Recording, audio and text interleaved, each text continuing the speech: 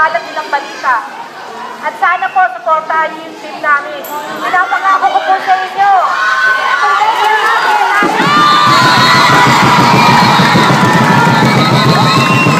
Sa harapan ninyo, nagsasalita na ako. Lahat po, gagawin namin ng team ko para